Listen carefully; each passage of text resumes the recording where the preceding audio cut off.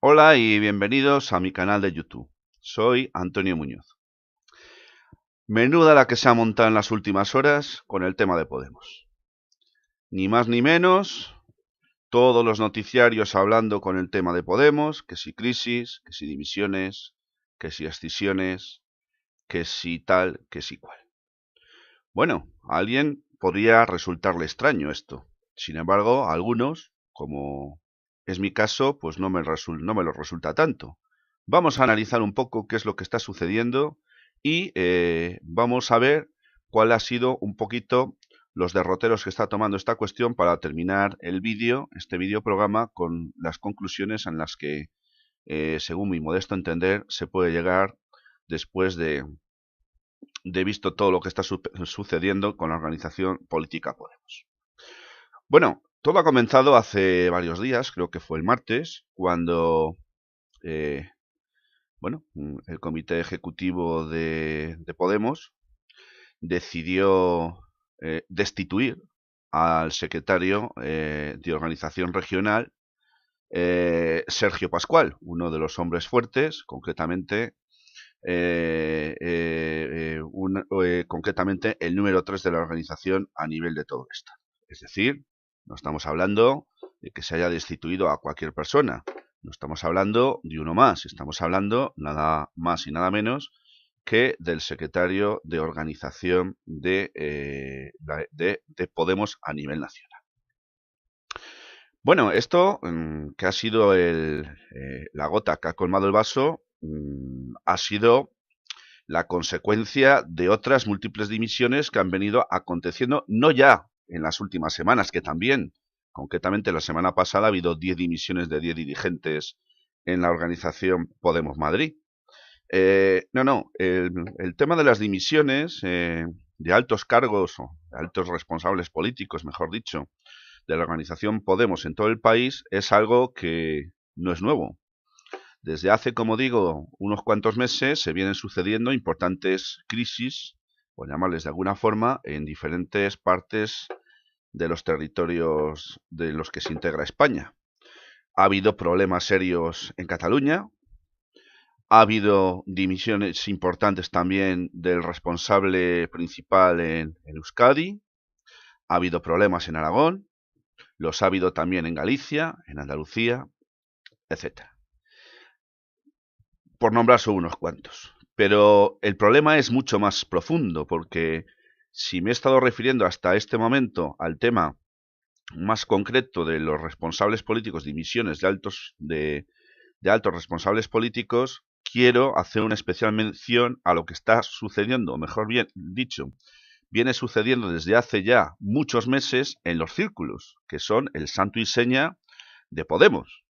Bueno, pues los círculos, hay gran cantidad de círculos de los que quedan todavía, al menos teóricamente, dentro de la organización, que se han desactivado, a los que prácticamente ya no acude nadie. Hay algunos donde las asambleas ya no se dan, en otros se han producido fugas de gran cantidad de los miembros que habitualmente concurrían a ellas, y el denominador común o la explicación principal ha sido que todos ellos o muchos de ellos se quejan de que falta democracia interna, de que hay demasiadas imposiciones desde el exterior y que la cúpula, que también obviamente la hay en esta organización, aunque a ellos no les gusta reconocerse como tal, está centralizando tanto los mecanismos estructurales de la organización, que prácticamente yo diría que si no se han cargado, están a punto de cargarse lo que ha hecho que Podemos fuera tan atractivo y fuera el santo y seña de identidad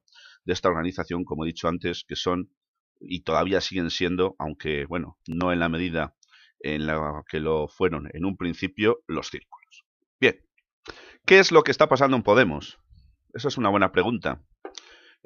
Todo el mundo tiene su opinión al respecto, aquí todo el mundo hace sus valoraciones, y bueno, pues yo lo voy a hacer también. Lo que está ocurriendo, vamos a llamarle por su nombre, vamos a llamarle claramente. Lo que está habiendo en Podemos es una purga. Sí, una purga.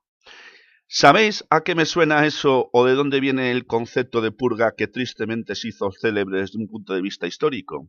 Pues nada más y nada menos que de la Unión Soviética, las purgas estalinistas, tristemente célebres.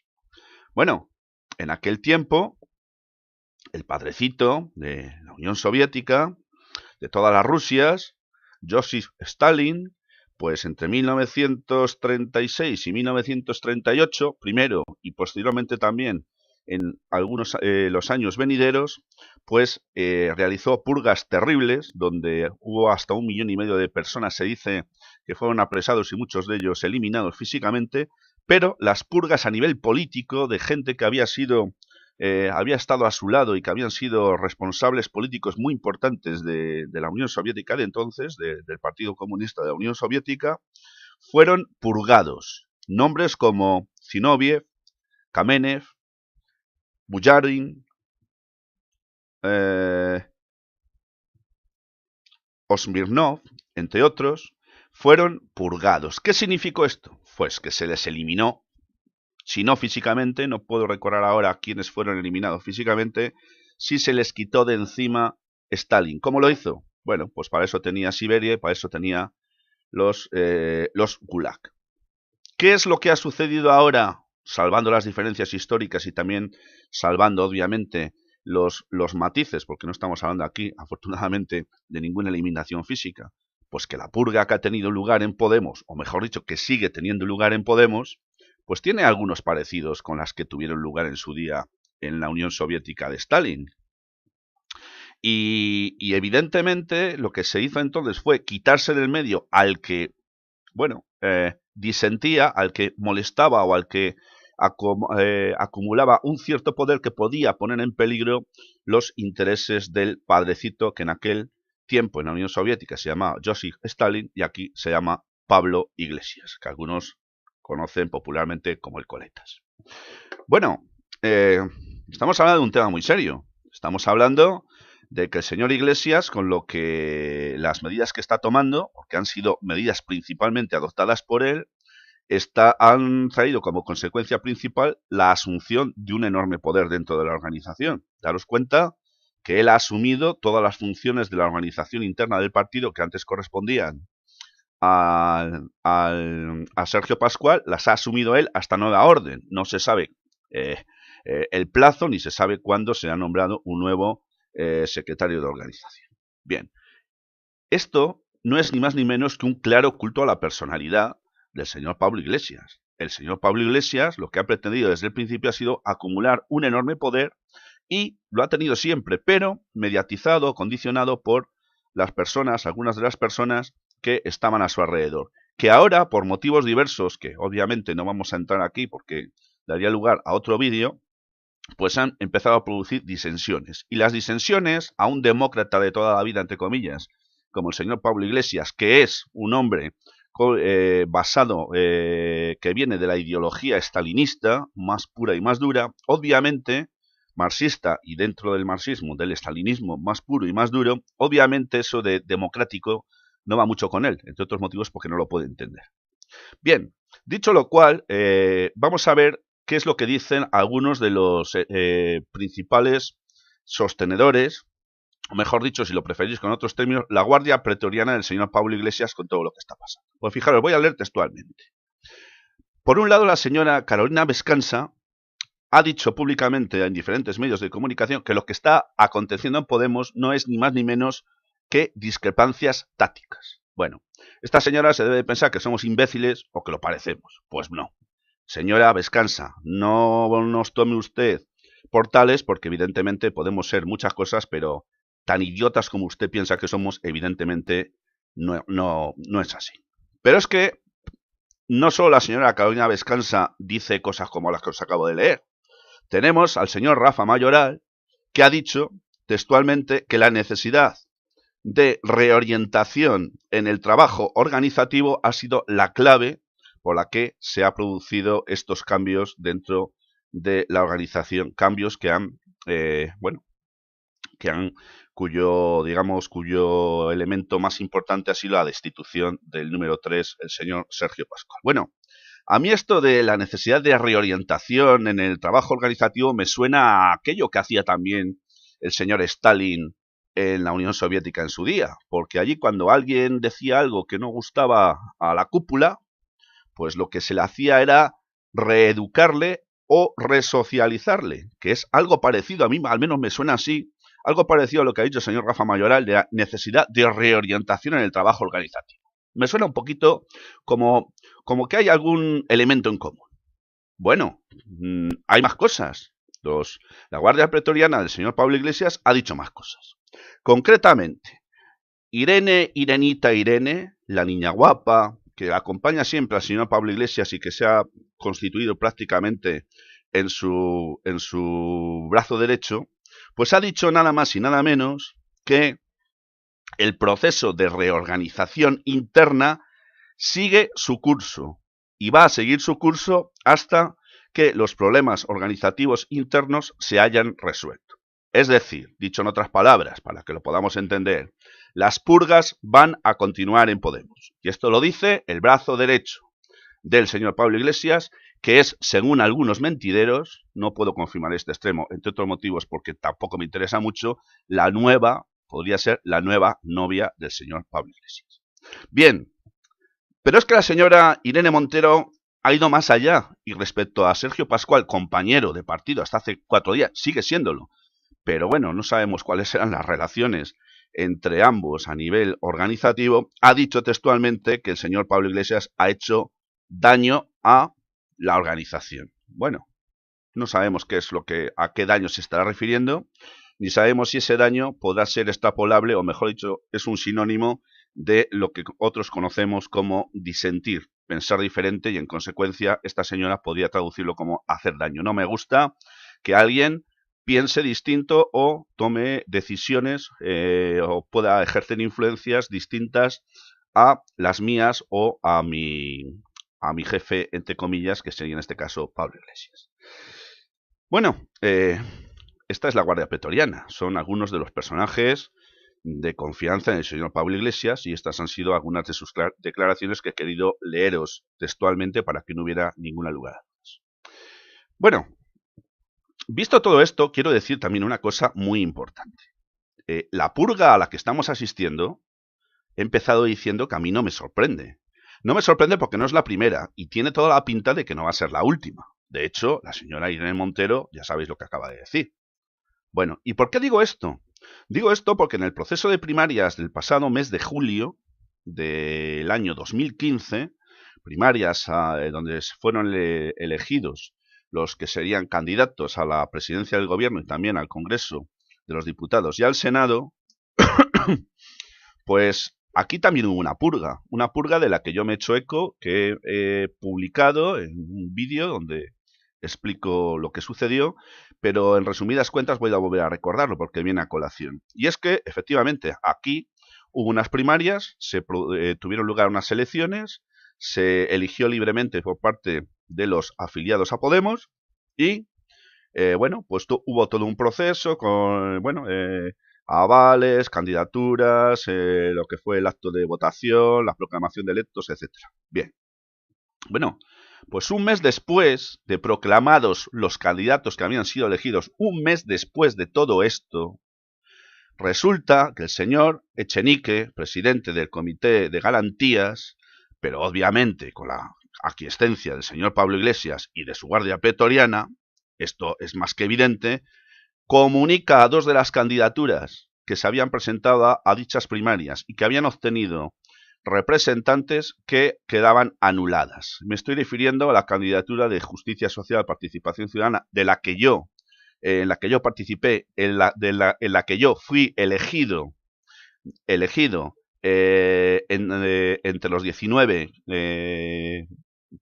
las 19 personas que nos presentamos y que obtuvimos mayor número de votos dentro de esta candidatura, y que se hizo lo mismo también con la candidatura del Círculo Barcelona, que también se anuló. La anterior la presentó el Círculo Bilbao Egualde. Bueno, todavía no hay una explicación de por qué esto sucedió así. Lo cierto es que nos quitaron del medio, supuestamente nos dijeron, en base a una serie de efectos formales de que adolecían los avales cuando evidentemente el procedimiento para salvaguardar los posibles defectos formales había sido superado con creces, se había producido una votación, dichos avales en su día fueron admitidos, se produjo la proclamación de electos y estos señores, un mes después, porque les dio la gana, así de claro, pues cogieron y decidieron que esas candidaturas eran nulas. Sencillamente por dos razones. Primera, porque esta candidatura tuvo muchos votos y muchos representantes. Y esto no contaban con ello la cúpula de la organización.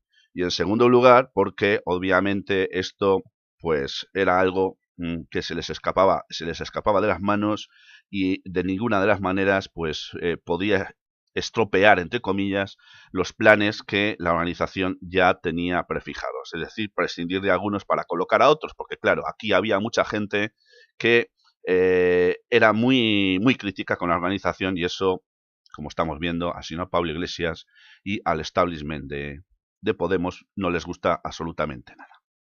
Bien, visto esto y por tanto que lo de las purgas en Podemos no es algo nuevo, sino que es más de lo mismo, pues voy a hacer una referencia nuevamente también, porque creo que es importante, a una pregunta, a una cuestión sobre la que todavía yo no tengo, a mí nadie me ha dado una respuesta clara o una explicación, y es que ¿cómo fue posible la irrupción de Pablo Iglesias, primero como persona, y luego a través de la organización Podemos, una irrupción tan espectacular en el panorama político y sobre todo en el panorama mediático, donde todas las televisiones de España, incluidas las más reaccionarias, dieron voz al señor Iglesias en las horas de mayor audiencia? Todas, absolutamente todas. Alguien estaba muy interesado en que la organización política Podemos y el señor Iglesias tuvieran un eco extraordinariamente importante en la opinión pública. Bien, ¿por qué esto fue así? Ahí planteo la cuestión. Pero obviamente esta súbita irrupción no fue una casualidad. Eso no hay quien me lo quite de la cabeza. El 11 de marzo del año 2014 fue la fecha importante en la historia de Podemos porque fue en ella en la que se produjo la inscripción en el registro de partidos políticos de esta organización. Como ya he dicho anteriormente, las primarias tuvieron lugar entre los días 13 y 24 de julio del pasado año 2015. Y bueno, os acabo de explicar qué es lo que sucedió con la candidatura de la que formé parte. Bien, vamos a ir un poco extrayendo las conclusiones finales de este videoprograma. Una pregunta sobre la que todavía tampoco tengo una respuesta clara, pero que planteo públicamente. ¿Quién es Podemos en realidad? ¿Quién está detrás de Podemos? ¿Realmente Podemos es el heredero político de lo que se llamó el movimiento 15M? ¿Fue el movimiento 15M espontáneo o fue el movimiento 15M creado artificialmente por alguien con una intencionalidad muy clara, que era recoger la disidencia, que era amplísima en aquel tiempo? Amplísima, las calles estaban efervescentes, había muchísima gente más quemada que la pipa de un indio. Esto estaba a punto de estallar de alguna manera. La revuelta social era algo que no estaba ya demasiado lejos, o al menos eso se palpaba en el ambiente. Bueno, pues entonces es cuando aparece el 15M, ¿vale? Y muy poquito tiempo después, como un año y medio después, aparece Podemos. Y curiosamente se produce un fenómeno muy curioso, y es que a medida que el movimiento 15M se implanta y sus consecuencias, y sobre todo a partir del momento en que la organización política Podemos se implanta como en el panorama político nacional, sobre todo después de las elecciones europeas del año 2014, en las que obtuvo unos espectaculares resultados, resulta que paralelamente se produce algo muy curioso: el silencio de la calle. Las manifestaciones prácticamente desaparecen, aquel panorama de efervescencia social prácticamente desaparece, todo se canaliza, todo se vuelve muy tranquilito, curiosamente con la aparición de Podemos. Podemos se convierte de alguna manera en el gran canalizador de la disidencia. Es lo que se conoce como la utilización de la llamada estrategia de la disidencia controlada, del que estoy convencidísimo Podemos es un claro exponente. Para ir concluyendo ya, simplemente quería hacer una valoración de los últimos acontecimientos que tienen lugar en relación a las negociaciones tendentes a la formación de un eventual gobierno en este país. Bueno, se ha dicho que el señor Pablo Iglesias tenía, bueno, una aspiración clara a poder formar parte de un hipotético gobierno con el Partido Socialista Obrero Español. Bueno, personalmente yo nunca me he creído esto. Es más, he sostenido públicamente y sostengo que el señor Pablo Iglesias jamás ha querido formar parte de ningún gobierno. De ninguno. Otra cosa es que él diga públicamente que sí, que no se le escucha, que los otros han pactado con los naranjitos, que con ellos no quiere saber nada a nadie, que se les está haciendo la plancha. Bueno, todas estas cosas estamos cansados de oírlas, pero la verdad, o al menos la mía, es que el señor Pablo Iglesias no ha querido nunca formar parte de ningún gobierno, ni quiere. La demostración más palpable es la autoexclusión que se hizo a sí mismo cuando, antes de sentarse a negociar con Pedro Sánchez, hipotéticamente, pues resultó ser que se empezó a asignar a sí mismo, a Podemos, las diferentes carteras, entre las que destacaba principalmente la vicepresidencia, que obviamente iba a ser para él. Imaginaros a Pablo Iglesias, con las purgas que está haciendo en la organización Podemos, lo que él sería capaz de hacer si tuviera en sus manos el Centro Nacional de Inteligencia y el control de los aparatos represivos del Estado. No me lo quiero ni imaginar. No me lo quiero ni imaginar. Pero bueno, ahí está. Simplemente yo lo planteo, vosotros pensarlo y llegar a las conclusiones que queráis. Simplemente ahí queda el planteamiento. Bien. Otra demostración para mí bastante clara de por qué el señor Pablo Iglesias no ha querido en ningún caso formar parte de ningún gobierno, ni siquiera de lejos, ni siquiera ha querido que esa posibilidad tuviera la menor viabilidad, es ni más ni menos que el hecho de que, bueno, se negó sistemáticamente a confluir en las elecciones generales que tuvieron lugar en diciembre del pasado año 2015 con otras organizaciones de izquierda, principalmente Izquierda Unida, en una candidatura de Unidad Popular.